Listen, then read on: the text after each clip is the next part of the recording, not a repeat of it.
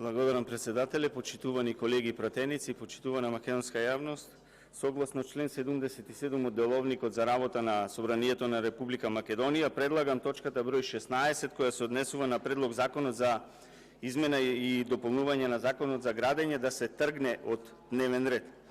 Ова го барам бидејќи повторно се злоупотребува европското знаменце, нема никаква усогласеност на овој закон со европските регулативи и директиви. Впрочем, тоа јасно ви го кажа денес и евроамбасадорот Дейвид Гир, кој ви порача дека го кршите и го злоупотребувате европското знаменце и дека нема ништо со Европската унија тоа што му ставате европско знаменце.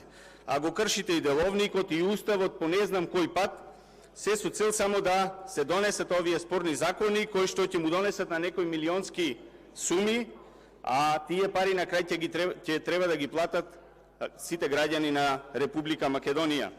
Јас не знам како колегите од власта ќе ги гласаат овие закони, кои што првично беа злоупотребени од страна на владата за да ги поднесат овие закони, па кога не успеа во првичната замисла, сега ги поднесуваат со европско знаменце, но повторно Артан Груби не се охрабри да ги поднесе овие закони, па го прати министерот за транспорт и врски да биде предлагач на овие закони, затоа што знае дека Артан Груби дека ќе се одговара за ова еден ден.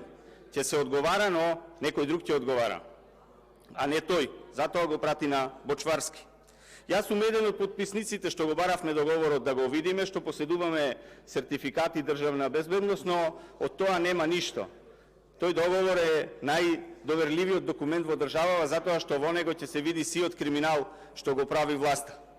Она што е најважно и што сакам да го спомнам е дека при изготвување на овие закони не се консултирала комората на овластени архитекти и овластени инженери. Па кога не се консултирале овие стручњаци, јас се ве прашувам, еве, со кого вие се консултиравте при изработка на овие закони? Кога не сте ги прашале најрелевантните луѓе во оваа држава? Тие доставиле своји заклучоци до Собранието и до Комисијата за транспорт и врски во кој што кажуваат, ќе ви цитирам: со кратење на постапки истите стануваат нетранспарентни, а со пренасочување на постапките се нарушува професионалниот пристап на планерскиот и инженерскиот дел на објектите со недофатливи и со негативни импликации од секој аспект.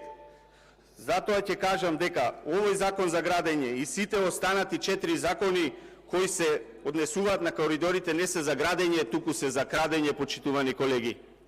Благодарам.